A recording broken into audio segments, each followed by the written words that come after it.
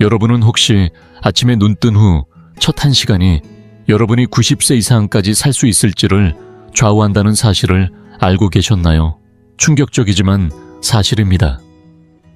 대부분의 사람들은 아침 식사도 하기 전에 매일 자신의 장수를 스스로 해치고 있다는 사실조차 모른 채 하루를 시작합니다. 이번 영상에서 저는 90세 이상까지 건강하게 사는 분들이 매일 실천하는 7가지 아침 습관을 소개하려고 합니다. 그 중에서도 4번째 습관은 단 30초만 투자하면 수명을 몇 년이나 늘릴 수 있다는 사실이죠.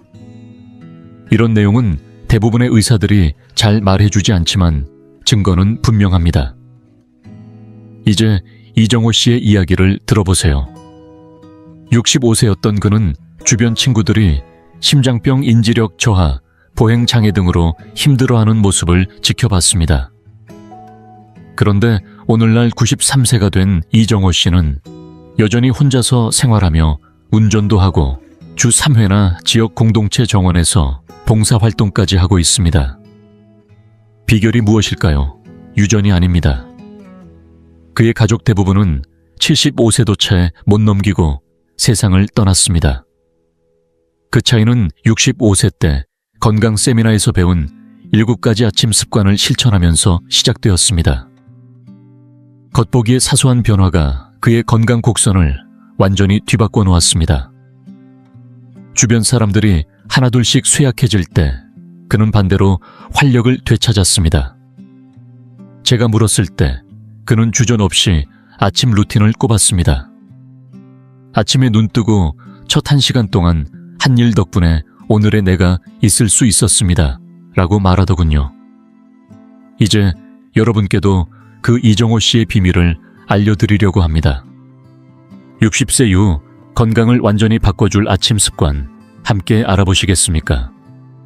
그리고 본격적으로 시작하기 전에 당신에 대해 조금 더 알고 싶습니다. 지금 이 영상을 보고 계신 당신은 몇 살이신가요? 그리고 어느 지역에서 시청 중이신가요? 댓글로 남겨주세요. 당신의 이야기를 읽는 것은 저에게 큰 기쁨이 될 것입니다. 당신이 나누어 주시는 삶의 경험 하나하나가 우리의 이 공간을 더욱 따뜻하고 가까운 곳으로 만들어줄 거라고 믿습니다. 그럼 이제 함께 시작해볼까요? 습관 하나, 즉각적인 수분 섭취. 여러분 혹시 지금 몸속에서 무슨 일이 벌어지고 있는지 알고 계신가요? 아직 오늘 아침에 물 한 모금도 드시지 않으셨다면 지금 이 순간 여러분의 혈액이 점점 더 걸쭉해지고 있다는 사실을 아셔야 합니다.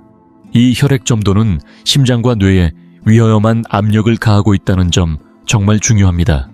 놀랍게도 장수하는 사람들은 아침에 눈을 뜨자마자 휴대폰을 확인하거나 TV를 켜는 대신 가장 먼저 하는 일이 바로 물을 마시는 것입니다. 그리고 그 타이밍이 무엇보다 중요하다는 사실 절대 잊지 마세요. 하버드 의과대학 신장내과와 장수연구팀의 연구 결과에 따르면 밤새 이어지는 탈수 상태는 노화를 무려 31%나 가속화한다고 합니다. 하버드대 신장건강연구소의 제시카 로스만 박사는 이렇게 설명합니다. 수면 중에는 우리 몸이 점점 탈수 상태에 빠지게 됩니다. 이를 아침 혈액 슬러징 현상이라고 부르는데, 이로 인해 심장은 평소보다 훨씬 더 많은 부담을 지게 되며 뇌와 신장의 작은 혈관들이 손상됩니다. 이 손상이 시간이 지남에 따라 누적되어 노화를 급격히 앞당깁니다. 이제 72세의 김순희 씨 이야기를 들어보세요. 그녀는 만성 신장질환과 극심한 피로, 그리고 기억력 저하로 고생해왔습니다. 의사들은 그녀에게 투석 치료를 권유하기까지 했죠. 하지만 김순희 씨는 아침에 눈을 뜨자마자 침대에서 일어나기도 전에 500ml의 물을 마시기 시작했습니다. 그 결과 단 60일 만에 신장 기능이 무려 28%나 향상되었다는 검사 결과가 나왔습니다. 김순희 씨는 의사 선생님께서 놀라움을 금치 못했다고 전했습니다. 혈액 검사 결과를 보고 의사 선생님께서 어떤 약을 바꿨냐고 물으시더라고요. 저는 약이 아니라 그냥 아침에 물을 마셨어요 라고 대답했어요. 여러분도 이제 준비되셨나요? 내일부터 당장 실천해보세요. 오늘 밤 주무시기 전 머리맡에 가득 채운 물 한 컵을 놓아두세요. 그리고 아침에 눈을 뜨자마자 두 발이 바닥에 닿기 전에 그 물을 모두 마시는 겁니다. 커피도 아니고 차도 아니에요. 반드시 물입니다. 그리고 차가운 물보다는 실온의 물이 좋습니다. 차가운 물은 자칫 몸을 놀라게 할 수 있으니까요. 이를 양치질처럼 하루도 거르지 않고 실천해야 합니다. 왜냐하면 여러분의 장기들은 밤새 기다려온 물을 그 누구보다 간절히 원하고 있으니까요. 단 1분도 더 기다리게 하지 마세요. 이 단순한 습관이 여러분의 신장 기능과 심혈관 건강을 놀랍도록 개선해 줄 수 있다는 사실. 이제 믿으시겠나요? 세상에서 가장 오래 사는 사람들은 이 습관을 선택사항이 아닌 필수로 여기고 실천합니다. 여러분은 이미 이 습관을 실천하고 계신가요? 그렇지 않다면 언제부터 시작하실 건가요? 바로 내일 아침이 여러분의 인생을 바꾸는 첫날이 될 수 있습니다. 습관 2. 아침 햇빛 노출. 여러분은 혹시 매일 아침 알게 모르게 생체 리듬을 스스로 망치고 계시진 않으신가요? 혹시라도 기상 후 30분 안에 자연광을 충분히 받지 못하고 계시다면 연구자들이 밝혀낸 가장 강력한 장수의 비밀 중 하나를 놓치고 계신 겁니다. 국립노화연구소의 여러 연구에 따르면 아침 햇빛에 30분 이내에 노출되면 멜라토닌 생산량이 무려 73%나 증가한다고 합니다. 숙면은 물론代谢 기능 심지어 인지 기능까지 하루 종일 영향을 받는다는 사실 놀랍지 않으신가요? 연세대학교 의과대학 노화 생체리듬 연구소의 박재민 박사는 이렇게 설명합니다. 아침 햇빛 노출은 수면의 질에서부터 대사 인지 기능에 이르기까지 하루 동안 우리 몸의 호르몬 시스템 전반에 걸쳐 연쇄 반응을 일으킵니다. 이 아침 햇빛 트리거를 놓치면 70세 이후 신경퇴행성 질환에 걸릴 위험이 30시 증가하는 것으로 나타났습니다. 이제 75세의 최영식 씨 이야기를 들어보세요. 그는 수십 년간 만성불면증에 시달려왔습니다. 처방 수면제부터 값비싼 건강보조제까지 시도했지만 장기적으로 효과를 본 것은 하나도 없었습니다. 그러던 어느 날 그의 주치의가 단순한 변화를 권했습니다. 아침에 일어나자마자 날씨와 상관없이 10분 동안 바깥에 나가보세요. 단 2주 만에 최영식 씨는 밤에 잠드는 시간이 빨라졌고 깊은 잠을 오래 유지할 수 있게 되었습니다. 하지만 그가 가장 놀란 건 예상치 못한 건강의 변화였습니다. 혈압이 15 정도 떨어지고 오후만 되면 찾아오던 극심한 피로가 완전히 사라졌어요. 그저 아침에 마시던 커피를 들고 마당에 앉아있던 것뿐인데 말이죠. 이 습관을 내일로 미루지 마세요. 내일 아침 눈을 뜨고 30분 이내에 자연광을 받는 것을 하루의 첫 임무로 만들어 보세요. 흐린 날씨에도 야외의 빛은 실내보다 50배, 100배나 밝아서 뇌가 필요로 하는 핵심 파장을 충분히 공급해 줍니다. 만약 거동이 불편하시면 창문을 활짝 열고 빛을 쬐는 것만으로도 큰 차이가 납니다. 혹독한 겨울철이나 비가 오는 날에는 의료용 광선 치료기기를 보조적으로 사용하는 방법도 고려해 볼 수 있지만 자연광이 항상 최선입니다. 이건 단순히 잠을 잘 자기 위함이 아닙니다. 몸의 생체 시계를 근본적으로 리셋해서 세포 수준의 노화를 늦추는 일입니다. 내일 아침 여러분의 몸에 이 선물을 주실 준비가 되셨나요? 내일 아침에 밖으로 나가는 것을 막는 것은 무엇인가요? 여러분의 몸은 지금도 이 신호를 기다리고 있습니다. 이 작은 습관이 여러분의 건강 여정을 다시 쓰게 될지도 모릅니다. 지금 이 영상을 계속 시청하고 계시고 저희가 나눈 이야기들이 정말 유익하다고 느껴지신다면 댓글에 숫자 2을 남겨주세요. 그 한 글자가 당신께서 여전히 저희와 함께하고 계시다는 따뜻한 신호가 되어 큰 힘이 됩니다. 아직 채널을 구독하지 않으셨다면 지금 구독 버튼을 누르시고 알림 설정도 함께 해주세요. 앞으로 올라올 소중한 영상들을 놓치지 않으실 수 있습니다. 당신의 응원은 저희에게 큰 힘이 됩니다. 당신 덕분에 저희는 정보를 전하고 마음을 나누며 조금이나마 희망의 빛을 전할 수 있는 영상을 계속 만들 수 있습니다. 앞으로도 저희와 함께 걸어가 주세요. 감사합니다. 습관 셋, 아침 식사. 전 부드러운 움직임. 여러분 혹시 아침에 커피를 마시기 전까지 무엇을 하느냐에 따라 80대가 되었을 때 관절 건강이 크게 달라질 수 있다는 사실을 알고 계신가요?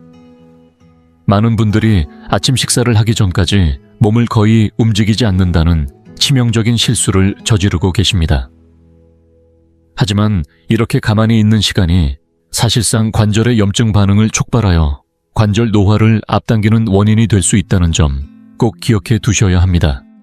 세브란스 병원 류마티스 내과의 연구 결과에 따르면 아침 식사 전에 가벼운 움직임이 노년층의 관절 퇴행을 최대 65%까지 줄여준다고 합니다.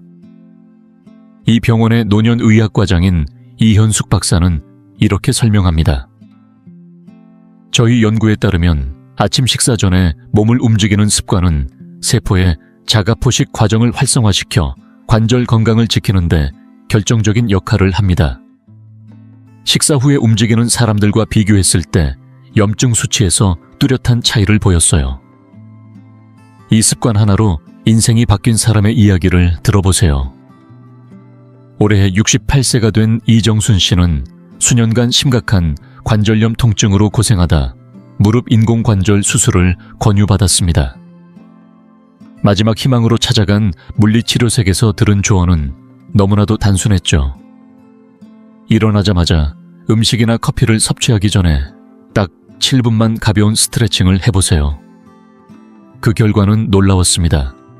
불과 3개월 만에 이정순 씨의 통증은 현저히 줄었고 담당 의사는 수술 일정을 전격 취소했습니다.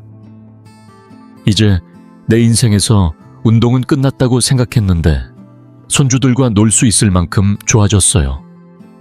그 시작이 고작 몇 분의 아침 움직임이었다니 믿기지가 않아요. 여러분도 내일 아침부터 실천해보세요. 일어나서 물 한 잔을 마신 후 음식을 먹거나 커피를 마시기 전에 5분에서 10분 정도 관절에 윤활유를 발라준다는 생각으로 몸을 부드럽게 움직여주세요. 이건 고강도 운동이 아닙니다. 몸이 기분 좋게 풀리는 느낌을 주는 동작이면 충분합니다.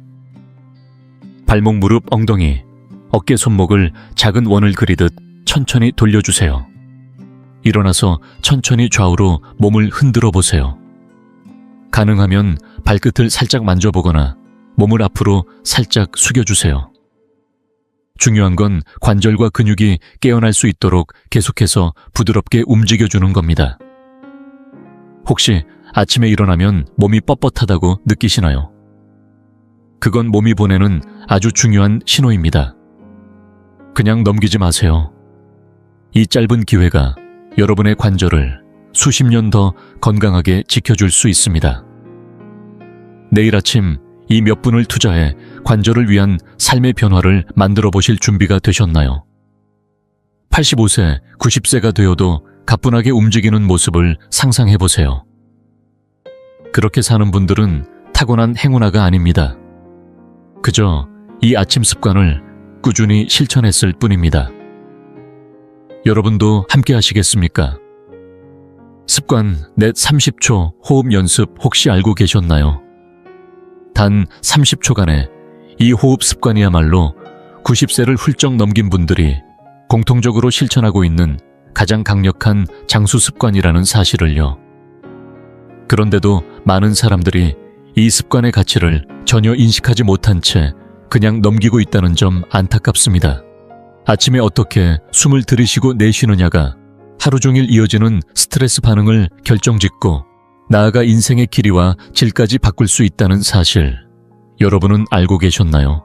제주대학교 장수연구소의 김형준 박사가 전한 연구에 따르면 백세 장수촌으로 유명한 지역의 주민들 대부분이 특정한 호흡법을 통해 세포 스트레스를 최대 48%나 줄이고 있다고 합니다. 김형준 박사는 이렇게 설명합니다. 저희 연구팀은 의도적인 아침 호흡법을 실천하는 그룹과 그렇지 않은 그룹의 염증 수치, 스트레스 호르몬 수치를 비교했는데요. 그 결과 의도적인 호흡법을 실천한 사람들은 심박수 변동성과 코르티솔 수치에서 현저한 차이를 보였습니다. 이 짧은 호흡 연습이 미주신경을 자극해 몸이 장수 모드로 전환되도록 신호를 보내는 것으로 보입니다. 제주 한라산 자락의 한 마을에서 90대 후반까지 건강하게 사는 어르신들의 아침 풍경을 연구한 적이 있습니다.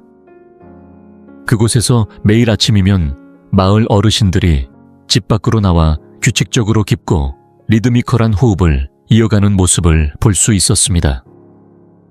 연구진이 그들의 심박수 변동성과 스트레스 호르몬을 측정해보니 훨씬 젊은 사람들과 비슷한 수치를 나타냈다고 합니다. 96세의 이종배 할아버지는 이렇게 말씀하셨습니다. 나는 아침에 숨을 들이마시며 하루를 준비해요. 이걸 빼먹으면 점심때가 되기 전에 기운이 빠지고 머리가 멍해져요. 이제 여러분께 그 30초짜리 습관을 소개해드리겠습니다. 아침에 물 한 잔을 마신 직후 가능하다면 자연광을 받으며 시작해보세요. 478 호흡법을 따라해보시면 됩니다. 먼저 코로 4초간 천천히 숨을 들이마시고 그 숨을 7초간 잠시 멈춘 후 입으로 8초간 길게 내쉬면서 후, 아 하는 소리를 내어보세요. 이 사이클을 3, 4회 반복하면 끝입니다. 단 30초면 충분합니다. 이 짧은 순간이 바로 몸에게 이제 스트레스 모드가 아닌 장수 모드로 전환하라는 신호를 주는 시간입니다. 혹시 너무 간단해서 효과가 없을 것 같다고 생각하시나요? 과학은 이미 증명했습니다. 이 짧은 호흡법이 혈압 염증 스트레스, 호르몬 수치에 뚜렷한 변화를 가져온다는 사실 말이죠. 여러분은 내일 아침 이 30초에 투자하실 의향이 있으신가요? 이 30초는 여러분의 건강을 위해 투자할 수 있는 최고의 시간일지도 모릅니다. 지금 이 영상을 보시면서 깊게 숨을 들이마시고 계신가요? 아마 대부분의 분들이 그렇지 않을 겁니다. 실제로 대부분의 사람들은 폐 용량의 3% 정도만 사용해 얕게 호흡한다고 합니다. 내일 아침부터 그 습관을 바꿔보세요. 그 30초가 여러분의 몸과 마음을 새롭게 깨워줄 것입니다. 습관 5 단백질과 식이섬유가 풍부한 아침 식사. 혹시 여러분의 아침 식사가 모르는 사이에 90세 이상의 건강한 삶을 방해하고 있다는 사실 알고 계셨나요? 안타깝게도 많은 사람들이 매일 아침 식탁에서 먹고 있는 음식이 오히려 노화를 촉진하고 있다는 사실을 전혀 깨닫지 못한 채 하루를 시작하고 있습니다. 미국의 수많은 사람들에게 해당되는 이야기지만 사실 한국의 아침 식탁도 크게 다르지 않다는 점 여러분도 느끼실 겁니다. 장수 식습관을 연구하는 고려대학교 노화영양연구소의 권민정 박사는 이렇게 말합니다. 첫 번째 식사는 하루의 대사 리듬을 결정짓는 열쇠입니다. 인슐린 민감도부터 미세 염증 수치까지 하루 동안 우리 몸이 어떻게 반응할지 그 방향을 설정해버립니다. 저희 연구팀은 단백질 25기가 이상과 식이섬유 8리건 이상의 아침 식사가 세포 손상이 아닌 세포 회복을 돕는 다해사 환경을 만든다는 사실을 확인했습니다. 이제 68세의 이창호 씨 사례를 들어보세요. 그는 과체중도 아니었지만 당뇨병 전단계 진단을 받았고 혈액 검사에서 염증 수치가 빠르게 상승 중이었습니다. 의사는 2년 안에 당뇨병이 본격적으로 진행될 거라고 경고했죠. 하지만 이창호 씨는 약을 복용하기 전에 식습관부터 바꿔보기로 결심했습니다. 그는 평소 먹던 토스트와 커피 대신 단백질과 식이섬유가 풍부한 아침 식단으로 바꿨습니다. 6개월 후 그의 혈액 수치는 정상 범위로 돌아왔습니다. 그는 이렇게 말했습니다. 제가 바꾼 건 오직 아침 식사뿐이었어요. 의사 선생님이 믿지 못할 정도였죠. 단 한 끼 식사로 이런 결과가 나올 줄은 몰랐다고 하시더라고요. 이제 여러분도 내일 아침부터 이 변화를 실천해보세요. 오래 사는 사람들의 아침 식사 공식은 어렵지 않습니다. 계란 그릭 요거트 혹은 식물성 단백질 중 하나를 단백질 공급원으로 선택하세요.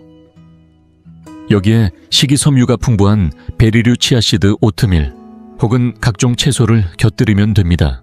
그리고 건강한 지방, 예를 들어 아보카도 견과류, 올리브 오일을 추가해보세요. 단 오전 10시 이전에는 절대 정제 탄수화물을 피해야 합니다. 이게 바로 인슐린 스파이크를 유발해 노화를 촉진시키는 주범이기 때문이죠. 내일 아침 여러분은 어떤 아침 식사를 선택하시겠습니까? 사실 여러분은 매일 아침 식사를 하고 계시잖아요. 단지 메뉴만 바꿔서 노화의 길이 아닌 장수의 길을 선택하는 것뿐입니다. 이 선택은 사소해 보일 수 있지만 수십 년 후 여러분의 몸과 건강을 완전히 다르게 만들 수도 있습니다. 단 하나의 작은 선택이 매일 쌓여서 여러분의 인생을 바꿔놓는다는 사실 잊지 마세요.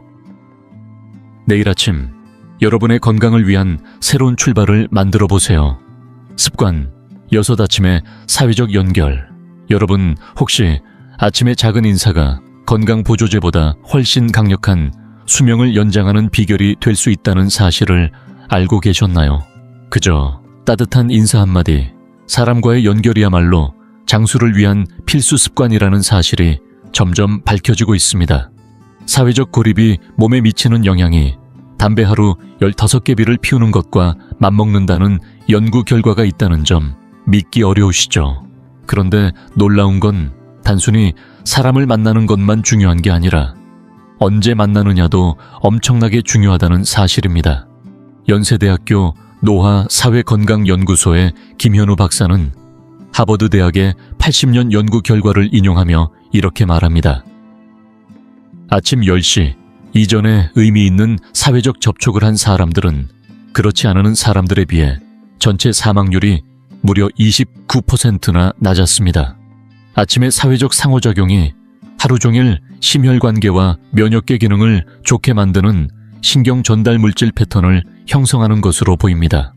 오키나와보다 더 오래 사는 분들이 많은 전라남도 장흥의 한 마을을 조사하던 중 김현우 박사는 그곳에서도 흥미로운 아침 습관을 발견했습니다. 매일 아침 마을 주민들이 하루를 시작하기 전 잠깐이라도 마당이나 골목에서 이웃들과 이야기를 나누는 모습이었죠. 단 2분이라도 꼭 서로 안부를 묻는 그 모습이 참 인상 깊었다고 합니다. 그곳에서 만난 97세 강순자 할머니는 이렇게 말씀하셨습니다. 아침에 누군가와 한마디라도 하지 않으면 하루 종일 기운이 없고 뭔가 허전해요. 매일 서로 안부를 묻는 게 우리가 이렇게 오래 살아온 이유예요. 연구진이 그녀의 염증 수치를 사회적으로 고립된 노인들과 비교해보니 생물학적으로 수십 년은 더 젊은 상태였다고 합니다. 그렇다면 내일 아침부터 이 습관을 어떻게 실천하면 좋을까요? 첫째, 친구나 가족에게 아침 인사 전화를 해보세요. 단 3분이라도 좋습니다. 둘째, 가족과 함께 사신다면 스치듯 지나치지 말고 아침마다 서로 인사를 건네며 하루의 기운을 나누어 보세요. 셋째, 혼자 사신다면 매주 한 번이라도 좋으니 이웃이나 지인과 아침 시간을 정해 이야기를 나누세요. 혹시 이것도 어렵다면 동네 카페, 바리스타나 편의점 직원에게라도 아침 인사를 건네보세요. 이 작은 연결조차도 신체에 비슷한 효과를 준다고 하니까요. 이제 여러분도 이 습관을 양치질처럼 매일 실천해보세요. 몸이 이 아침 신호를 반드시 필요로 한다는 사실 잊지 마세요. 건강보조제나 운동보다 더 중요한 이 습관, 내일 아침 누구와 연결하실 건가요? 여러분의 몸은 지금도 그 따뜻한 신호를 기다리고 있습니다. 습관 7감사 연습 혹시 알고 계신가요? 90세가 넘도록 건강하게 살아가는 분들이 매일 아침 절대 빼먹지 않는 한 가지 마음 습관이 있다는 사실을요. 바로 감사 연습입니다. 그런데 이건 단순히 감사하는 마음을 가지세요 라는 식의 막연한 이야기와는 다릅니다. 뇌와 몸의 장수 경로를 직접적으로 활성화시키는 아주 구체적이고 과학적인 방법이 있다는 점이 중요합니다. 연세대학교 신경과학연구소의 김서윤 박사는 이렇게 말합니다. 아침에 실천하는 감사 연습이 노화된 뇌의 구조를 실제로 변화시키고 코르티솔 수치를 낮춰줍니다. 김 박사는 특히 아침 기상 후 1시간 이내에 실천했을 때 그 효과가 훨씬 강력하다는 사실을 강조합니다. 노년층의 fMRI 검사를 해보면 아침 감사 연습을 꾸준히 실천하는 분들의 전두엽에서 의사결정과 감정 조절을 담당하는 부위가 훨씬 젊은 사람들과 비슷한 활성 패턴을 보였습니다. 올해 74세인 정영자 씨의 이야기가 그 힘을 잘 보여줍니다. 그녀는 고혈압으로 오랫동안 약을 복용해왔지만 기대한 만큼 효과를 보지 못해 심장 기능까지 우려되는 상황이었습니다. 그러던 중 감사 연습에 대한 연구를 접하고 매일 아침 자신의 몸과 건강에 초점을 맞춘 감사 연습을 시작했습니다. 단 3개월 만에 혈압이 안정되었고 심박수 변동성, aka 심혈관 건강의 핵심 지표 이 31%나 개선되었습니다. 의사 선생님께서 약을 바꿨냐고 물으시더라고요. 아니요, 아침에 감사하는 마음가짐을 연습했을 뿐이에요. 라고 답했어요. 선생님께서도 너무 놀라시더군요. 그럼 여러분도 내일 아침 단 2분이면 할 수 있는 이 감사 연습을 시작해 보시겠어요? 방법은 아주 간단합니다. 아침 호흡 연습을 마친 직후 가슴에 손을 얹고 몸에 감사하는 마음을 가져보세요. 여러분의 몸에서 가장 고마운 부분 3가지를 구체적으로 떠올려 보세요. 예를 들어 내 손주들의 얼굴을 보게 해주는 내 눈에 감사해요. 어디든 갈 수 있게 해주는 내 다리에 감사해요. 언제나 힘차게 뛰어준 내 심장에 감사해요. 중요한 건 막연한 감사가 아니라 몸의 구체적인 부분과 이유를 연결해 감사하는 것입니다. 이건 단순한 긍정 마인드 트레이닝이 아닙니다. 실제로 신경계의 기능을 바꾸어 염증 수치와 면역 반응까지 영향을 미친다는 점이 과학적으로 입증되었습니다. 내일 아침 이 2분을 여러분의 건강을 위해 투자해 보시겠어요? 돈도 들지 않고 특별한 준비물도 필요 없으면서 수명을 연장할 수 있는 가장 간단한 방법일지도 모릅니다. 오늘 하루 여러분은 자신의 몸에게 감사한 마음을 전하셨나요? 아니면 여전히 몸의 문제점만 보고 계신가요? 여러분의 시선이 곧 몸의 생리작용까지 바꿀 수 있다는 사실 꼭 기억해 두세요. 이제 여러분은 60세 이후 건강을 완전히 바꾸고 90세 이상까지 활기차게 살 수 있는 7가지 아침 습관을 알게 되셨습니다. 완벽할 필요는 없습니다. 이 중 단 3가지만 실천해도 건강 경로가 크게 달라질 수 있습니다. 기억나시죠? 정영식 씨도 단 2가지 습관부터 시작해 나머지를 하나씩 추가하며 변화의 길을 걸었습니다. 중요한 건 내일 당장 시작하는 것입니다. 결코 오지 않을 완벽한 때를 기다리다간 아무 일도 일어나지 않으니까요. 여러분의 아침 루틴은 몸의 젊음을 새기기도 하고 노화를 불러들이기도 합니다. 내일 여러분은 어떤 아침을 선택하시겠습니까? 이 습관들은 결코 선택이 아니라 필수입니다. 단순히 90세까지 사는 것뿐 아니라 그 나이에 활력과 분별력 삶의 목적을 가지고 살기 위해서 반드시 필요한 실천들입니다. 내일 아침 이 7가지 습관 중 어떤 것을 실천하실 건가요? 바로 지금 여러분이 내리는 이 결정이 미래의 여러분에게 큰 선물이 될 것입니다. 이 영상이 유익하고 흥미로우셨다면 주저하지 마시고 좋아요를 눌러주시고 채널 100세 인생 이야기를 구독해주세요. 또한 이 영상이 필요할 것 같은 분들에게 공유해주시면 큰 힘이 됩니다. 여러분의 응원 덕분에 100세 인생 이야기는 앞으로도 의미 있는 콘텐츠를 통해 노후의 삶에 실질적인 정보와 가치를 전해드릴 수 있습니다. 함께 해주셔서 진심으로 감사합니다. 다음 영상에서 다시 뵐 수 있기를 기대하겠습니다. 혹시 많은 중장년층이 새벽 3시쯤 눈을 뜨고 다시 잠들지 못하는 이유가 궁금하셨던 적이 있나요? 조용한 새벽 어둠 속에서 천장을 바라보며 내 몸이나 마음에 무슨 문제가 생긴 건 아닌지 고민하셨던 적이 있을 겁니다. 사실 이 현상은 생각보다 훨씬 흔한 일이자 단순한 습관이나 나이 탓만은 아닙니다. 이번 영상에서는 나이가 들면서 많은 분들이 새벽 3시쯤 깨게 되는 5가지 중요한 이유와 그 시간대의 깨어남이 우리에게 전해주는 메시지를 함께 살펴보려 합니다. 각 이유에는 우리 몸 건강 그리고 삶의 경험이 담겨 있습니다. 영상을 끝까지 보시면 분명히 그동안의 수면에 대해 새로운 시각을 얻게 될 겁니다. 단순한 설명이 아니라 실제 생리학, 심리학, 그리고 많은 분들이 미처 알지 못했던 노화의 리듬에 바탕을 두고 말씀드릴 예정입니다. 호르몬 변화, 수면 패턴 건강 문제뿐 아니라 조용히 작용하는 정서적, 사회적 요인까지도 다루며 여러분이 살아오신 삶에 대한 존중을 잊지 않고 진솔하게 전해드리겠습니다. 혹시 새벽 3시에 깨서 왜 하필 지금이지 하고 물어본 적이 있으셨다면 오늘 영상이 바로 여러분께 필요한 내용일 겁니다. 영상을 끝까지 함께 하시면서 더 나은 수면뿐 아니라 내 몸이 보내는 신호를 이해하고 삶을 더 깊이 돌아볼 수 있는 기회가 되길 바랍니다. 그럼 지금부터 본격적으로 시작해 보겠습니다. 그리고 본격적으로 시작하기 전에 당신에 대해 조금 더 알고 싶습니다. 지금 이 영상을 보고 계신 당신은 몇 살이신가요? 그리고 어느 지역에서 시청 중이신가요? 댓글로 남겨주세요. 당신의 이야기를 읽는 것은 저에게 큰 기쁨이 될 것입니다.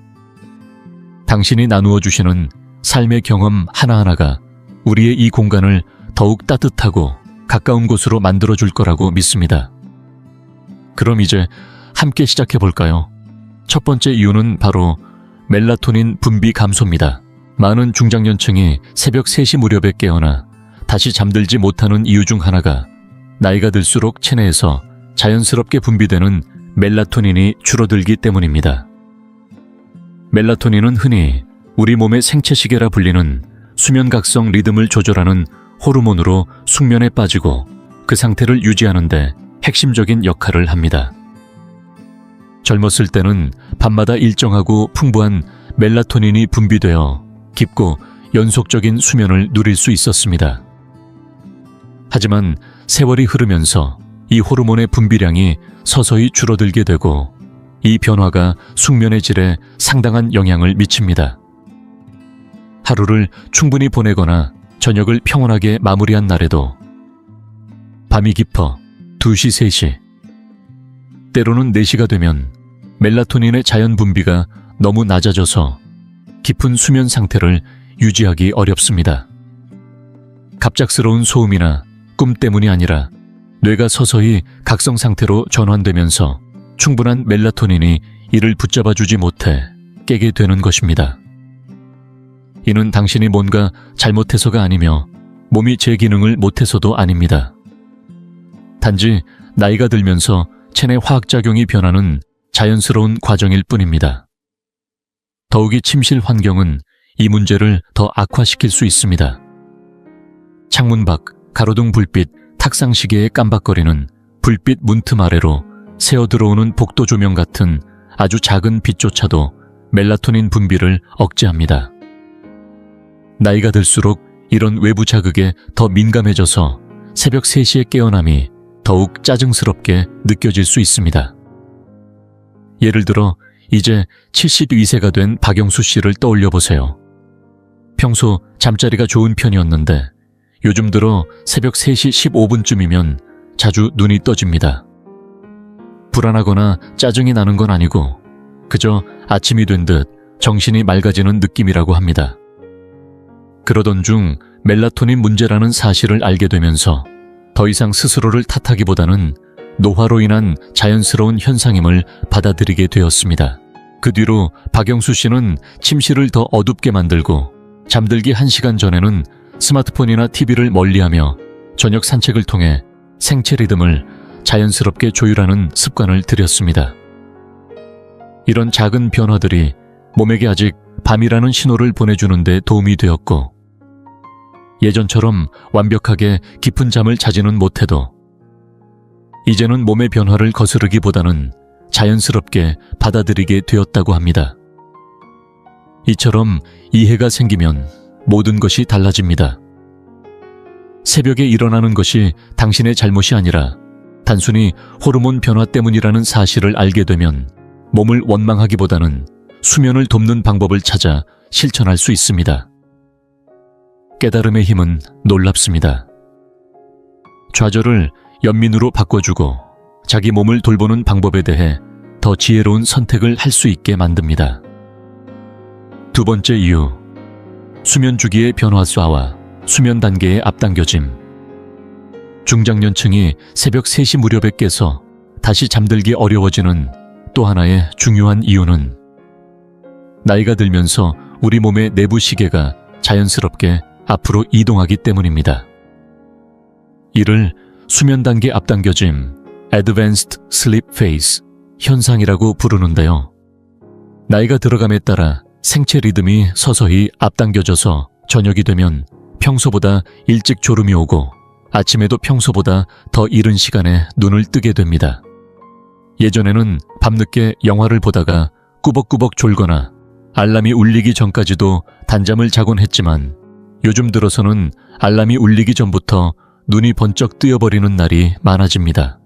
이러한 변화는 단순한 습관 문제가 아닙니다. 몸의 근본적인 생체 리듬 변화와 깊게 연결되어 있고 해가 갈수록 그 영향은 더 또렷해집니다. 젊었을 때는 비교적 늦은 시간에 잠들어도 몸이 태양의 주기와 잘 맞춰졌지만 나이가 들수록 몸의 시계는 조금씩 앞으로 당겨져서 평소보다 일찍 잠이 들고 그만큼 새벽녘에도 자연스럽게 눈이 뜨이게 되는 것입니다.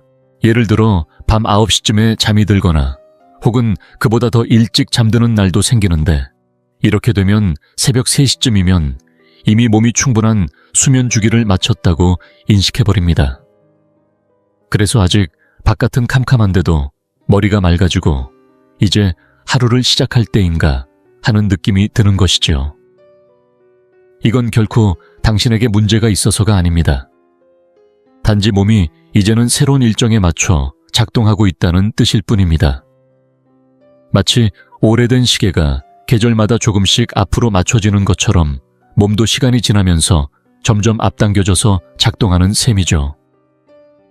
이 변화 자체는 위험하거나 잘못된 것이 아닙니다. 다만 평소 가족과의 생활 리듬, 사회적 모임, 개인 취향 등이 이 새로운 리듬과 맞지 않으면 답답함을 느낄 수 있습니다. 이러한 변화에는 심리적인 부분도 함께 작용합니다. 많은 중장년층이 한적한 집에서 생활하거나 혼자 있는 시간이 길어지는데요. 이렇게 고요한 환경은 몸이 저녁에 더 빨리 진정 모드로 들어가도록 신호를 보내는 역할을 합니다. 예전처럼 바쁘게 움직이거나 사람들과 어울리던 활동들이 줄어들면 몸은 자연히 하루 일과를 빨리 마무리하려고 합니다. 직장을 다니거나 바쁜 일상을 보내던 시기와 달리 정해진 스케줄, 회의, 출퇴근 약속 등이 사라지면 이러한 생체 리듬의 변화가 더욱 도드라지게 나타납니다. 예를 들어 68세의 김성호 씨의 이야기를 떠올려 보세요. 은퇴 후로 그는 보통 오후 5시 반쯤 저녁을 먹고 TV 뉴스를 1시간쯤 본 뒤 9시가 되면 잠자리에 드는 편이었습니다. 그러다 보니 새벽 3시만 되면 자연스레 눈이 떠지고 몸이 하루를 시작할 준비가 다 되었다고 느껴졌습니다. 처음에는 불면증이 아닐까 걱정도 했지만 전문가의 조언을 통해 이 현상이 단순히 수면 단계의 앞당겨짐이라는 것을 알고 나서는 한결 마음이 편해졌다고 합니다. 그 후 김성호 씨는 밤 시간을 조금 더 늦게 보내기 위해 자기 전 따뜻한 조명을 켜두고 책을 읽거나 저녁 식사 후에는 가벼운 산책을 하며 몸과 마음을 차분히 달래주었습니다. 가끔은 딸에게 전화해 짧은 안부 전화를 하며 하루를 정리하기도 했습니다. 이런 사소한 사회적 감각적 자극들이 잠드는 시간을 조금 늦춰주는 데 도움을 주었고 새벽 3시에 깨는 날이 줄어들면서 일상의 리듬과도 더 잘 맞게 되었습니다. 이처럼 수면 주기의 변화는 많은 중장년층이 겪는 자연스러운 현상이지만 정작 이야기를 나누는 경우는 드뭅니다. 하지만 이 사실을 이해하고 나면 불필요한 죄책감이나 혼란을 덜 수 있고 몸과 싸우기보다는 내 몸의 흐름을 수용하는 데 도움을 받을 수 있습니다. 새벽 3시에 깨서 벌써 다 잔 건가 싶은 날이 있다면 그건 몸이 단순히 조금 앞당겨진 일정에 맞춰진 것일 수 있습니다. 이 사실을 알게 되면 하루 일과와 습관을 몸의 리듬에 맞게 조절해보는 여유가 생길 수 있을 겁니다. 지금 이 영상을 계속 시청하고 계시고 저희가 나눈 이야기들이 정말 유익하다고 느껴지신다면 댓글에 숫자 2을 남겨주세요. 그 한 글자가 당신께서 여전히 저희와 함께하고 계시다는 따뜻한 신호가 되어 큰 힘이 됩니다. 아직 채널을 구독하지 않으셨다면 지금 구독 버튼을 누르시고 알림 설정도 함께 해주세요. 앞으로 올라올 소중한 영상들을 놓치지 않으실 수 있습니다. 당신의 응원은 저희에게 큰 힘이 됩니다. 당신 덕분에 저희는 정보를 전하고 마음을 나누며 조금이나마 희망의 빛을 전할 수 있는 영상을 계속 만들 수 있습니다. 앞으로도 저희와 함께 걸어가 주세요. 감사합니다. 세 번째 이유, 신체적 불평함과 건강 문제로 인한 잠깨움 중장년층이 새벽 3시쯤에 깨어나는 또 다른 흔한 이유는 몸이 조용한 밤 시간에 신체적 불편감이나 잠재된 건강 문제에 반응하기 때문입니다. 나이가 들면서 만성질환이나 사소한 건강 문제가 생길 가능성은 자연스럽게 높아지고 이러한 증상들은 경고등처럼 요란하게 울리는 것이 아니라 조용히 스며들듯 수면을 방해하곤 합니다. 뼈마디가 쑤시거나 방광이 가득 찼다거나 허리나 어깨가 찌릿한 느낌이 들기도 하는데 바로 이런 사소한 불평함만으로도 깊은 잠을 깨우기에 충분합니다. 예를 들어 관절염 같은 질환이 있으면 한 자세로 오랫동안 누워있는 것이 점점 불편해질 수 있습니다. 잠들 땐 아무렇지 않다가도 몇 시간 지나 몸이 한 자세로 굳어버리면 통증이 슬며시 찾아와 잠을 깨우곤 하지요. 혹은 저녁을 너무 늦게 먹거나 식사 후 바로 누웠을 때 생기는 야간 위산 역류도 잠을 방해하는 주요 원인입니다. 입이 마르거나 다리에 쥐가 나거나 혹은 방 안의 온도가 미묘하게 변하는 것조차도 새벽녘에 몸의 방어 기전이 약해진 틈을 타 잠을 깨우곤 합니다. 특히 중장년 남성에게서 자주 나타나는 새벽 3시 기상 이유 중 하나가 소변이 마려운 경우입니다. 나이가 들수록 방광의 탄력이 떨어져서 요일을 더 자주 더 강하게 느끼게 됩니다.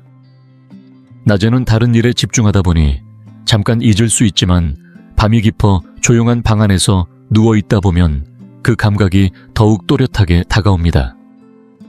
이때 한번 자리에서 일어나 화장실에 다녀오면 이미 몸은 깊은 수면에서 벗어나 가벼운 각성 상태로 접어들게 되고 다시 잠들기 어려워지는 경우가 많습니다. 또 하나 놓치기 쉬운 부분은 바로 약물 복용입니다.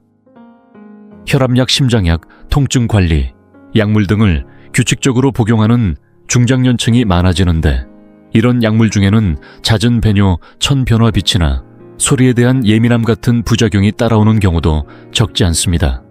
이런 영향이 있다는 사실조차 모른 채 수개월 혹은 수년을 보내는 분들도 있는데 누군가 알려주거나 스스로 기록해보면서 깨닫게 되는 경우도 많습니다.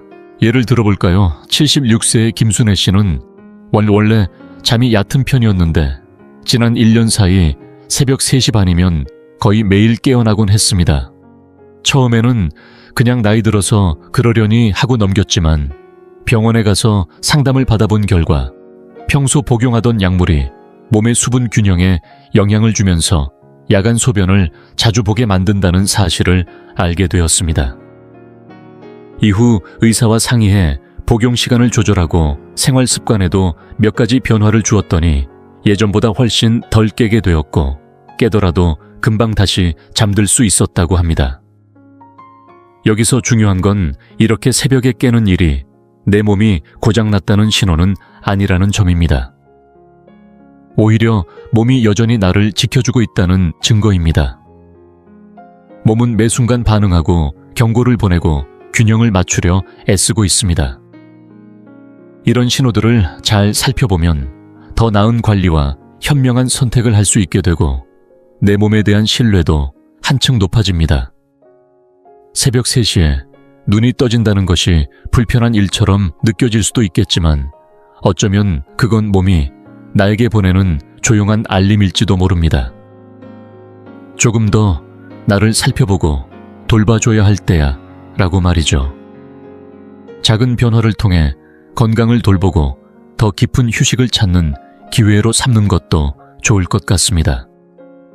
네 번째 이유, 생활 습관이 바꾸는 수면 리듬 중장년층이 새벽 3시쯤에 잠에서 깨게 되는 또 하나의 강력하지만 종종 간과되는 이유는 바로 오랜 시간 쌓여온 생활 습관 때문입니다. 사소한 일상 패턴과 선택들이 쌓이고 쌓여서 결국 우리 몸의 수면 리듬을 조용히 바꿔버리는 것이죠. 많은 중장년층은 자연스레 저녁 식사를 일찍 하고 하루 일과를 일찍 마무리하며 낮 동안의 신체 활동도 줄어드는 경향이 있습니다. 이렇게 보기에 작은 변화들이 누적되면 몸에게 밤이 일찍 시작된다는 신호를 주게 되어 결국 새벽에 더 일찍 눈이 뜨는 결과로 이어지게 됩니다. 특히 은퇴 이후 하루의 분주함이 줄어들면서 몸이 예전처럼 출퇴근이나 볼일 보기 사람 만나기처럼 규칙적으로 활동할 기회를 놓치게 됩니다. 외부 자극이 사라지면 몸의 생체 시계는 서서히 앞으로 당겨지고 밤이 되면 더 빨리 잠을 청하게 됩니다. 조명이 은은한 거실에서 자극 없이 TV를 보거나 음악을 들으며 하루를 마무리하는 저녁 시간 시계를 보면 아직 9시도 안 됐는데도 멜라토닌이 먼저 분비되면서 졸음이 몰려오기 시작합니다. 그렇게 일찍 잠들면 자연스럽게 몸도 그만큼 일찍 휴식을 다 채웠다고 느끼게 됩니다. 새벽 3시가 되면 여전히 밖은 캄캄한데 몸은 이미 오늘 할 만큼 쉬었다는 듯 깨어나 버리곤 하지요. 또한 식사 시간과 수면의 질 사이에는 은근한 연관이 있습니다. 저녁을 일찍 먹는 습관은 건강에는 좋지만 가벼운 야식 없이 잠들면 밤사이 혈당이 떨어질 수 있습니다. 그 허기는 느끼지 못해도 몸을 슬그머니 깨우기에 충분합니다. 게다가 카페인은 생각보다 오래 몸속에 머무는데 나이가 들수록 신진대사가 느려져서 오후 이른 시간에 마신 커피 한 잔이 밤늦게까지 수면을 방해하기도 합니다. 작은 소리나 빛에도 잠이 깨기 쉬워지는 이유이기도 합니다. 74세의 김종수 씨 사례를 보면 이런 변화가 얼마나 자연스럽게 찾아오는지 알 수 있습니다. 김종수 씨는 은퇴 이후 하루가 한결 느긋해지면서 저녁 5시쯤 식사를 마치고 저녁 뉴스를 보다 소파에서 깜빡 졸곤 했습니다. 밤 9시가 되기도 전에 침실 불을 끄고 잠자리에 들다 보니 어느새 새벽 3시면 눈이 번쩍 뜨이고 새소리도 들리기 전에 몸이 깨어나는 걸 느꼈다고 합니다. 처음엔 이유를 몰라 답답했지만 일상 루틴을 곱씹어 본 뒤에는 스스로에게 작은 변화를 주기 시작했습니다. 오후에 산책을 추가하고 저녁 시간에는 조금 더 밝은 불빛 아래서 책을 읽으며 몸과 마음을 차분히 가라앉혔습니다. 또 저녁 식사 후에는 가급적 낮잠을 피하려 애쓰면서 몸의 생체 시계를 조금 늦춰보려 노력했습니다. 그러자 몸도 점차 새로운 리듬에 맞춰졌고 새벽 3시에 깨는 날이 줄어들면서 원하는 기상시간과 더 잘 맞게 되었다고 합니다. 놀라운 건 우리가 이렇게 습관의 힘을 자주 잊고 산다는 사실입니다. 우리 몸은 하루하루의 규칙성을 원합니다. 그 리듬이야말로 뇌에게 이제 쉬어야 할 시간이다 혹은 일어나야 할 시간이다를 알려주는 신호판 같은 역할을 하거든요. 그 신호가 약해지거나 흐트러지면 몸의 시계도 방향을 잃게 됩니다. 그래서 잠이 더 일찍 깨거나 깊은 잠을 오래 유지하지 못하게 되는 것이지요. 하지만 이러한 패턴을 살펴보고 작은 조정만으로도 몸이 더 편안하게 쉬고 깨어날 수 있도록 길을 열어줄 수 있습니다. 그렇게만 된다면 다시금 숙면을 되찾고 매일 아침 더 상쾌하게 하루를 맞이할 수 있을 거예요. 5번째 이유, 마음과 감정의 불안정함. 가끔 새벽 3시에 깨는 이유는 몸 때문이 아니라 오히려 마음 때문일 때가 많습니다. 나이가 들수록 하루의 분주함 속에 묻혀있던 감정의 층이 조용한 밤이 되면 하나둘씩 떠오르기 마련입니다. 세상이 고요해지고 방해받을 것이 없는 이 새벽 시간은 평소에 꺼내놓지 않았던 걱정이나 후회 혹은 그리움이 고개를 들고 찾아오는 무대가 되곤 하지요.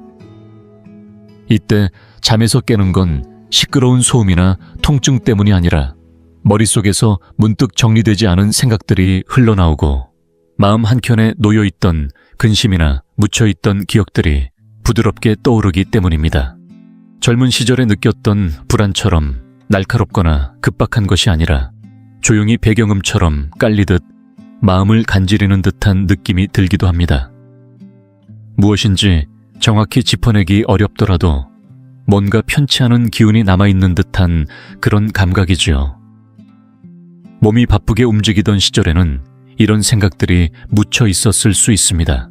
하지만 이제 몸이 더 이상 하루 종일 바쁘게 달리지 않으니 그동안 미뤄뒀던 기억들, 지나간 관계, 예전의 결정 잃어버린 것들, 미처 전하지 못한 말들이 새벽녘에 더 또렷하게 들려오기 시작합니다.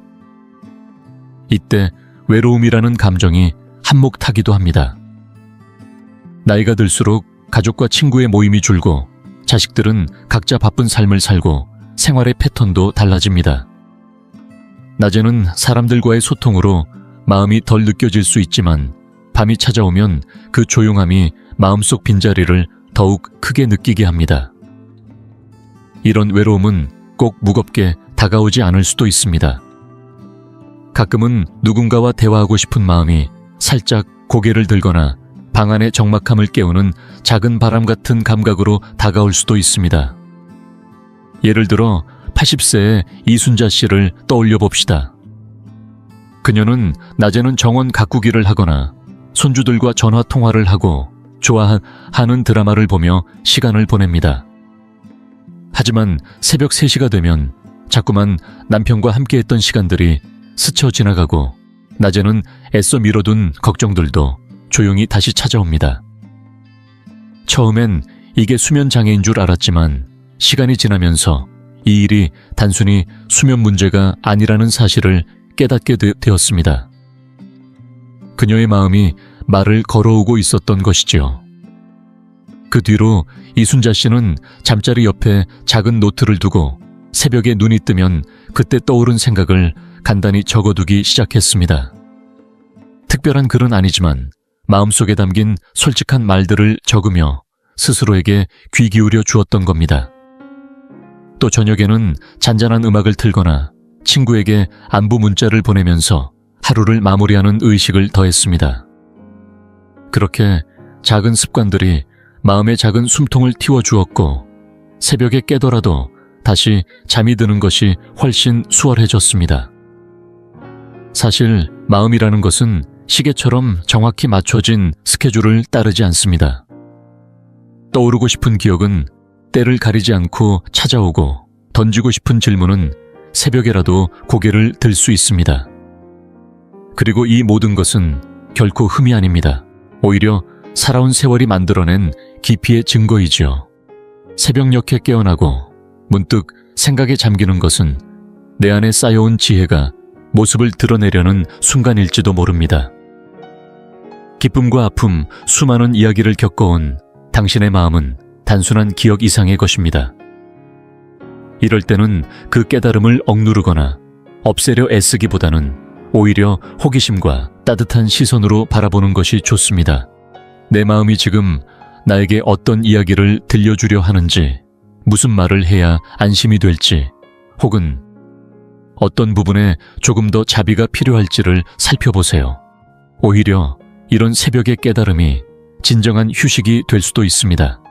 이 시간을 외면하기보다는 그 순간을 존중함으로써 더 깊은 수면과 함께 내 삶을 이해하는 폭도 한층 넓어질 수 있을 것입니다.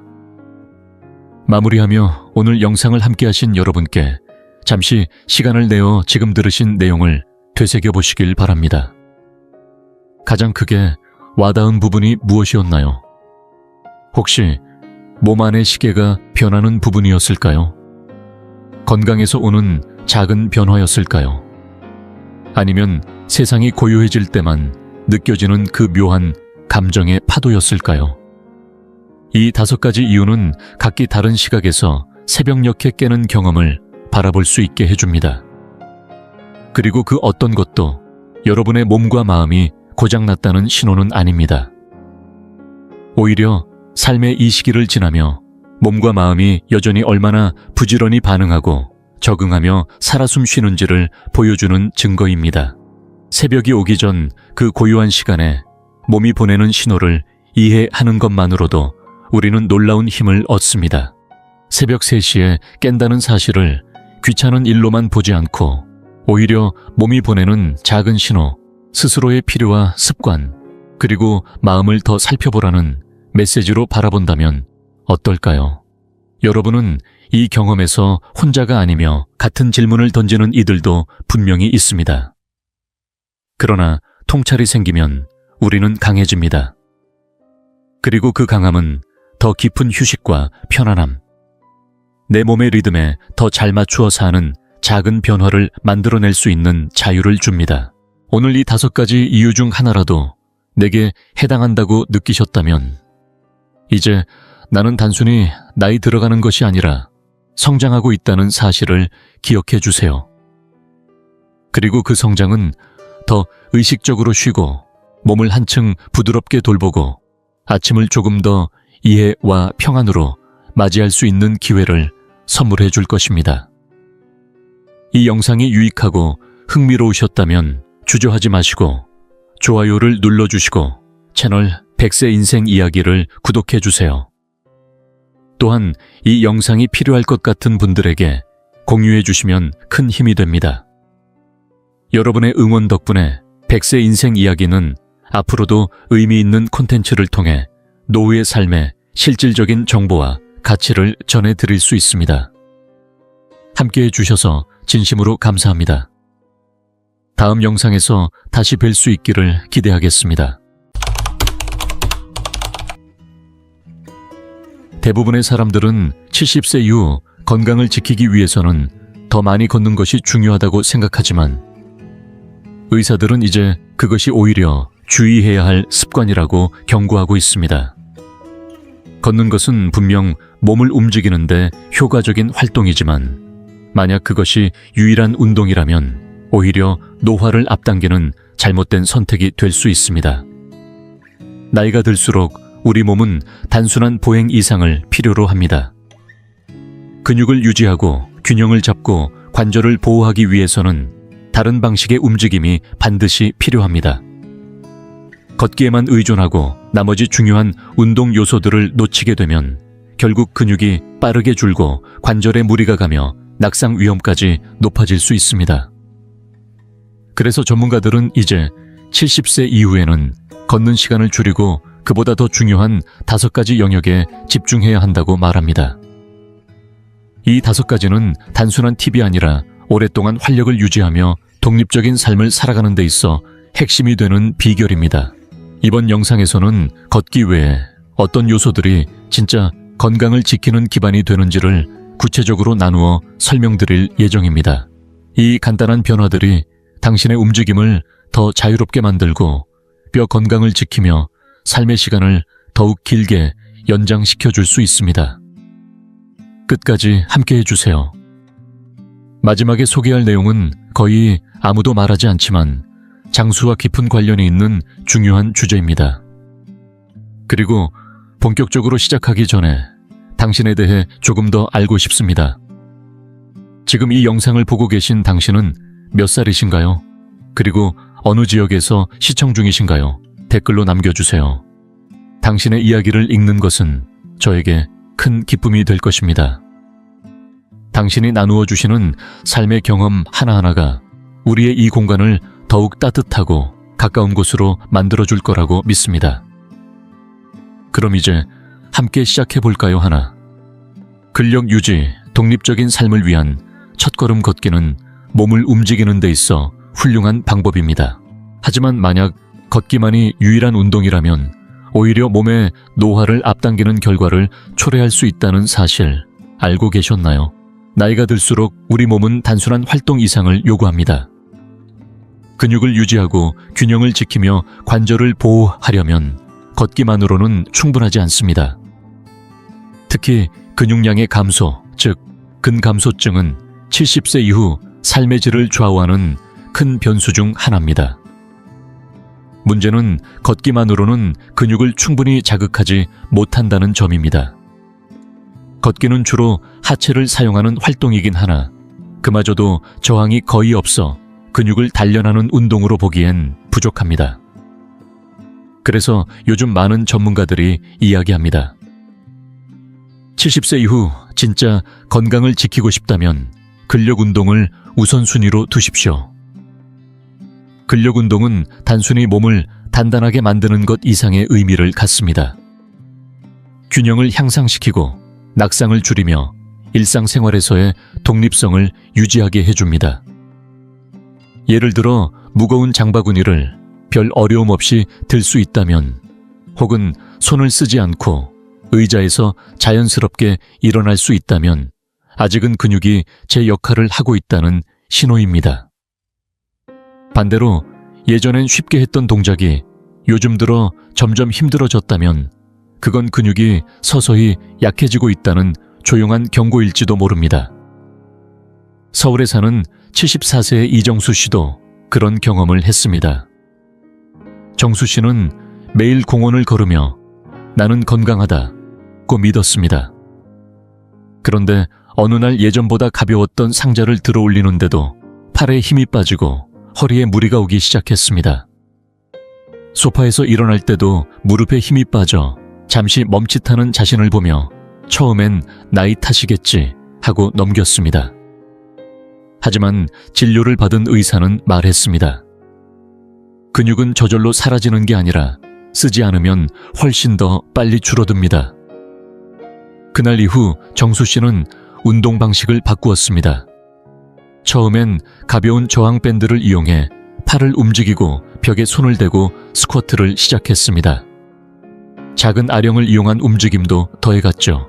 몇 주가 지나자 눈에 띄는 변화가 찾아왔습니다.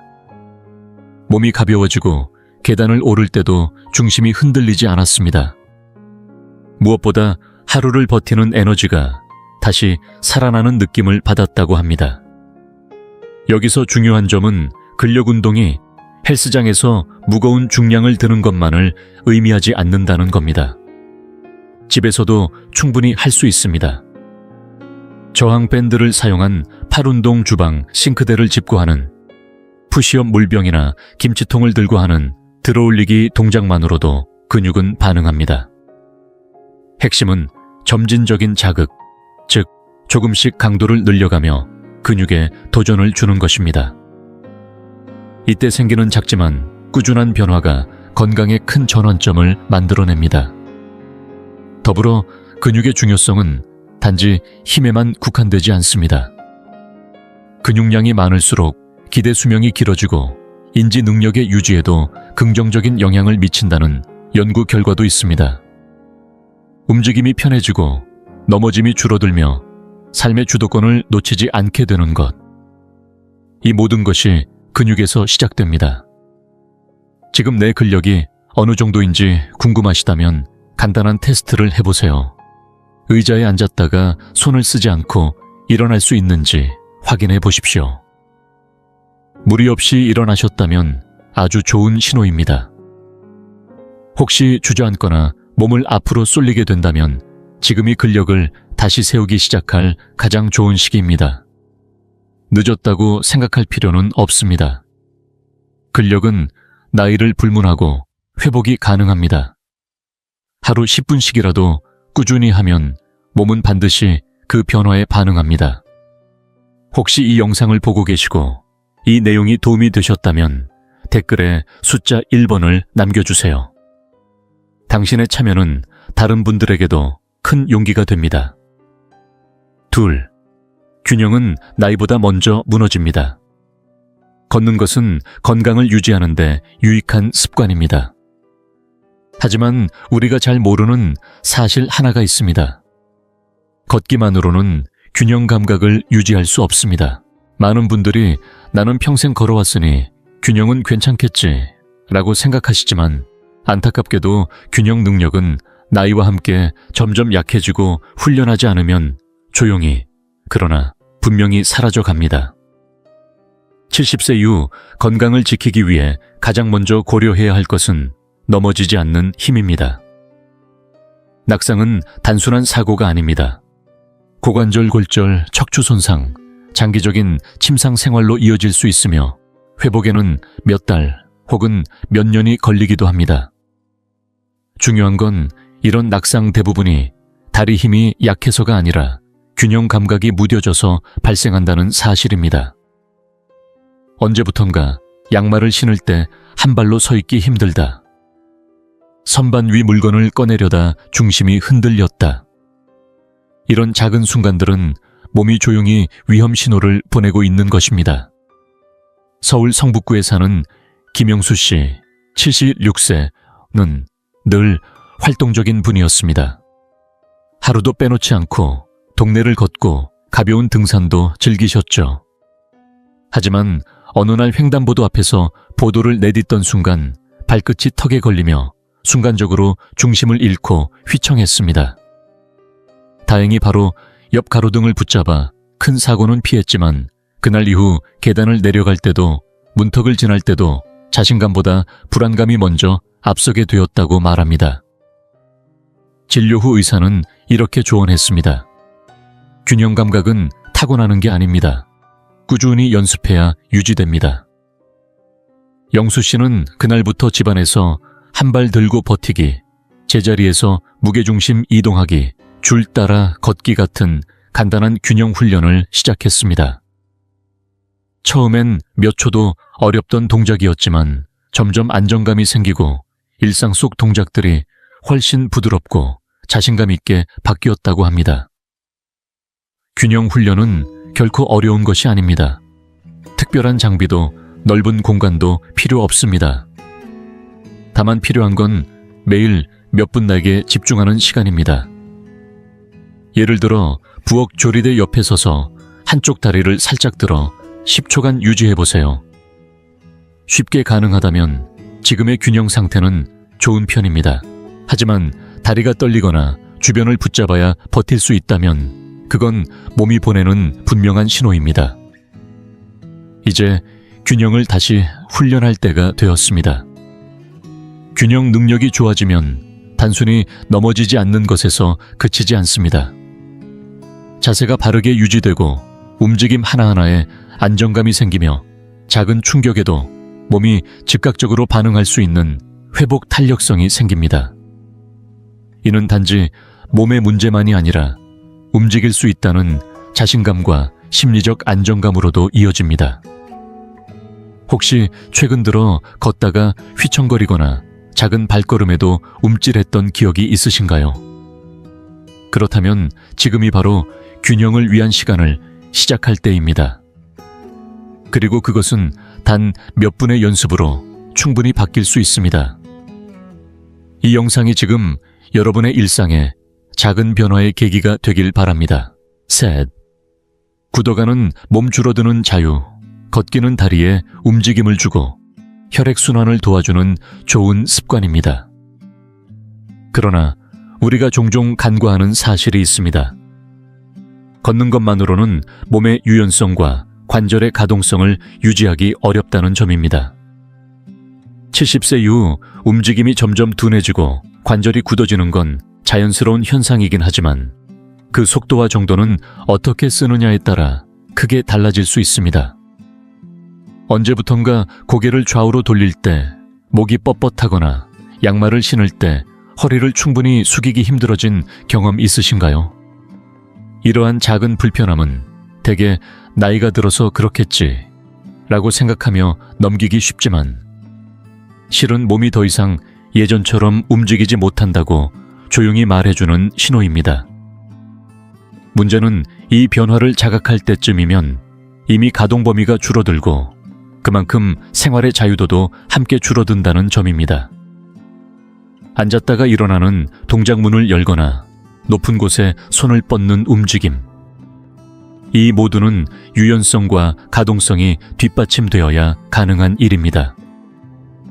경기도 용인에 사는 박현수 씨 78세는 매일 아침 한강 둔치를 걷는 것이 일상이었습니다.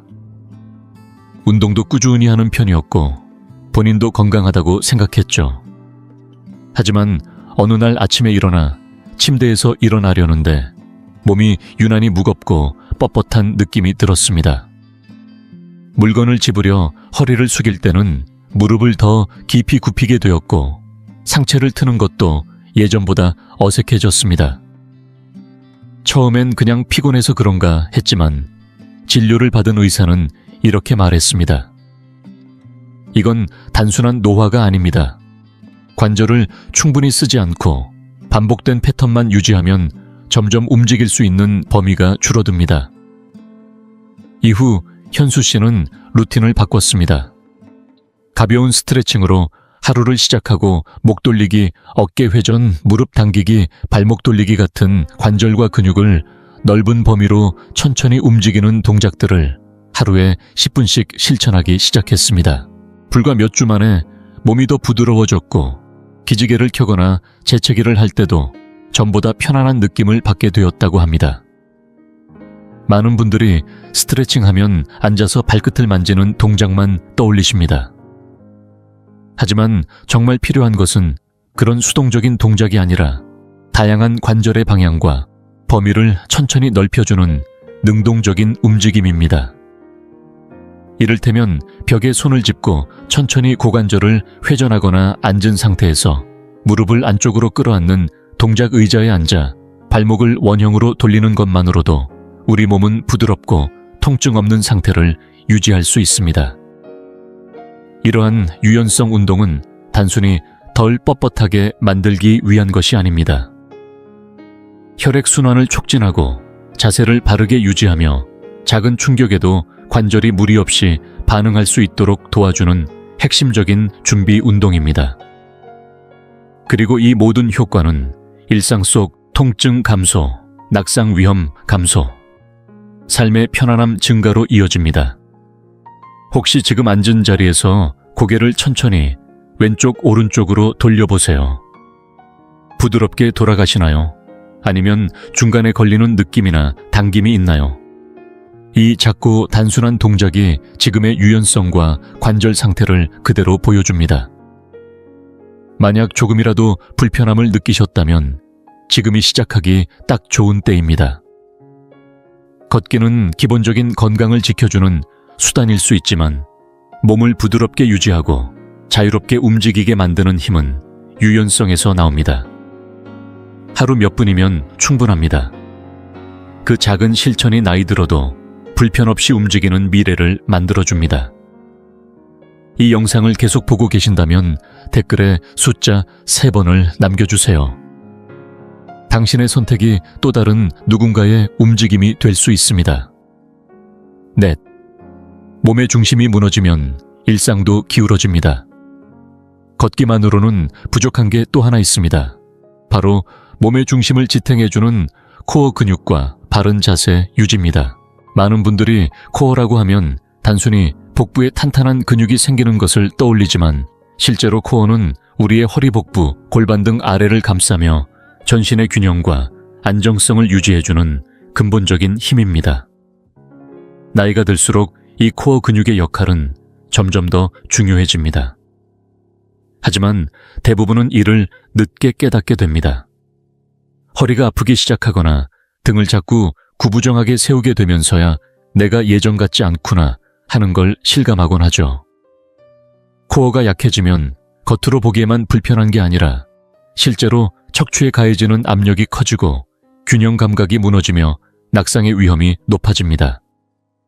걷기를 아무리 열심히 해도 그 속에 몸의 중심을 세우는 훈련이 없으면 오래 걷는 게 점점 어려워지고 관절에도 부담이 누적되게 됩니다.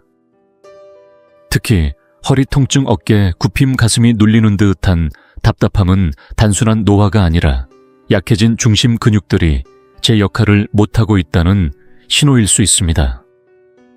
인천에 사는 정인호 씨, 75세, 엄는 매일 아침 집 주변을 산책하고 계단 오르기도 거르지 않을 만큼 부지런한 분이었습니다.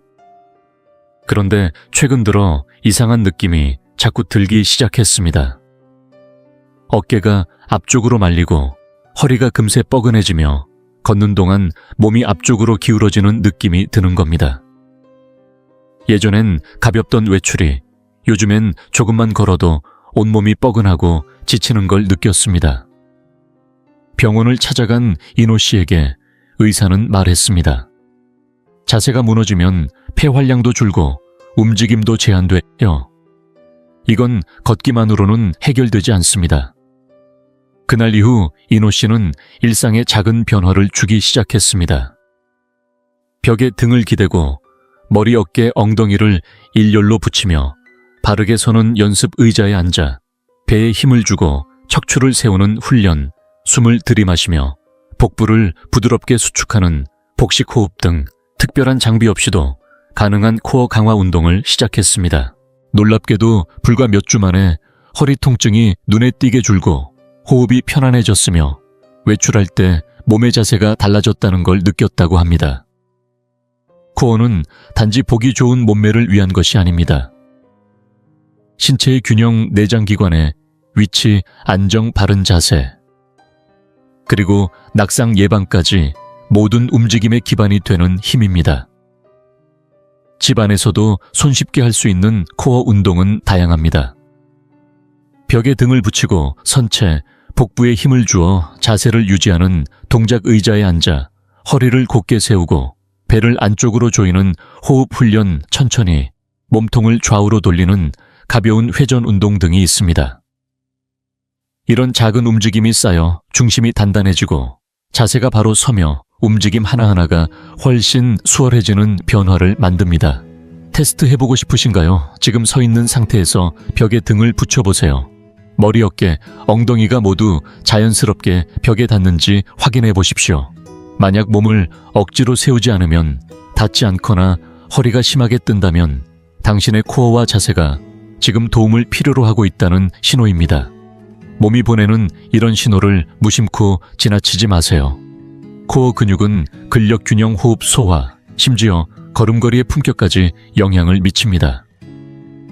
자세는 단순한 외형이 아니라 몸의 피로를 줄이고 자신감을 회복하게 만드는 생활 습관의 시작점입니다. 걸을 수 있는 힘도 중요하지만 그 걸음을 자신 있게 바르게 무리 없이 내딛는 것이야말로 노년기의 품이 있는 건강입니다. 작은 실천 하나가 오늘부터 몸의 중심을 다시 바로 세우는 출발점이 될 수 있습니다. 5.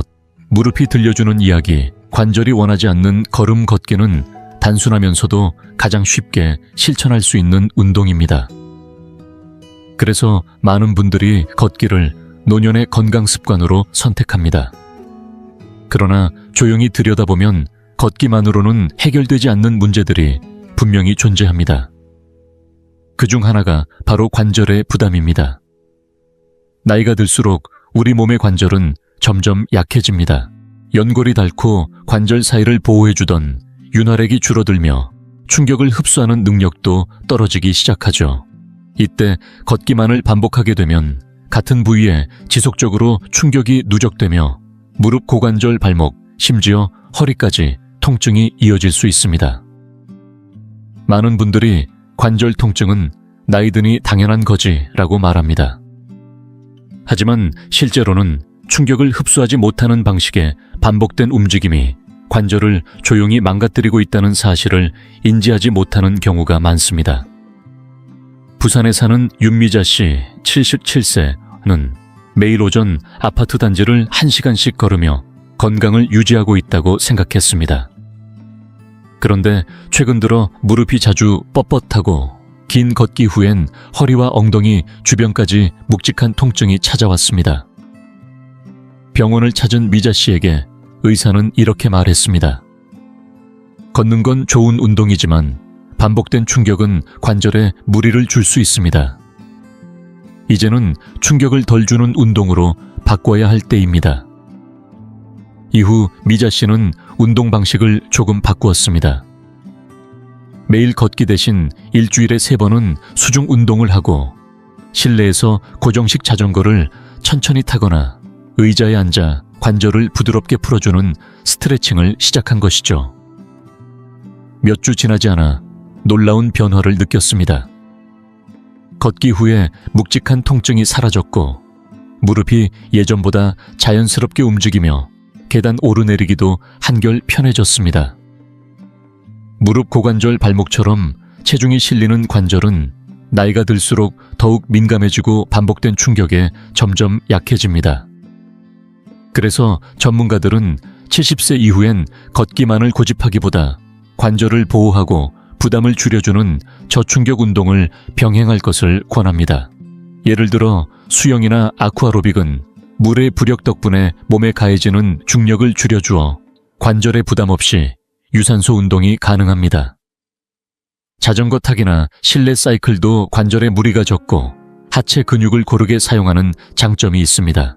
또한 태극권이나 간단한 체어, 요가처럼 천천히 부드럽게 움직이는 운동은 관절의 가동성을 지켜주면서도 통증을 유발하지 않기 때문에 나이 들어도 지속 가능한 운동이 될 수 있습니다. 지금 잠시 의자에 앉았다가 손을 쓰지 않고 천천히 일어나 보세요. 무릎이나 엉덩이에 묵직한 느낌이 있거나 걸을 때 관절이 뚝뚝 소리를 낸다면 그건 몸이 보내는 조용한 요청일 수 있습니다. 조금만 더 부드러운 움직임으로 나를 보호해 주세요. 관절을 보호한다는 건 단지 통증을 피하겠다는 의미가 아닙니다. 몸이 편해야 움직임이 자유로워지고 움직임이 편해야 삶이 단단해집니다. 걷기를 완전히 포기할 필요는 없습니다. 다만 하루하루 반복되는 움직임 속에서 내 관절은 어떻게 느끼고 있는지를 세심하게 살펴보는 것. 그것이야말로 진짜 건강을 지키는 첫걸음입니다. 혹시 이 영상을 끝까지 보고 계신다면 댓글에 숫자 5번을 남겨주세요. 당신의 작은 반응 하나가 지금 이 순간에도 관절 통증으로 망설이는 누군가에게 따뜻한 힌트가 될 수 있습니다. 이제 영상의 마지막에 도달했습니다. 오늘 함께 나눈 5가지 이야기를 천천히 되짚어보며 지금 이 순간 당신의 몸과 마음에 가장 필요한 것이 무엇인지 생각해 보셨으면 합니다. 혹시 그동안 건강을 위해 걷기만 해왔다면 이 5가지가 단순한 대안이 아닌 진짜로 필요한 것들임을 느끼셨을지도 모릅니다. 이제는 단순히 걸음수를 늘리는 데서 그치지 않고 근육을 지키고 균형을 세우며 유연성을 되찾고 몸의 중심을 다시 세우고 관절을 보호하는 방향으로 나아가야 할 때입니다. 나이가 든다는 건 단순히 속도가 느려진다는 의미가 아닙니다. 때론 멈춰서 돌아보는 용기이고 지금부터라도 몸을 더 아끼고 다르게 쓰겠다는 선택일 수 있습니다. 그동안 간과해온 작은 움직임들, 소홀히 했던 몸의 신호들을 다시 돌아보며 스스로의 삶을 다시 설계할 수 있는 힘은 여전히 우리 안에 있습니다. 몸은 어제보다 오늘이 더 약해질 수도 있지만 의식적인 선택과 실천으로 그 흐름을 바꾸는 건 지금도 가능합니다. 여러분은 이 5가지 중 어떤 부분에서 변화가 가장 필요하다고 느끼셨나요? 걷는 건 충분하지만 점점 허벅지에 힘이 빠지는 걸 느끼고 계신가요? 아니면 요즘 들어 균형을 잃는 순간이 자주 찾아오진 않았나요? 몸이 부쩍 뻣뻣해졌다거나 자세가 무너지고 있는 건 아닌지, 오랜 시간 걷고 나면 관절에 묵직한 통증이 따라오지는 않는지요? 그 변화는 작고 천천히 다가오지만 그것을 인식하고 대처하는 자세는 분명 우리의 삶의 방향을 바꿔줄 수 있습니다.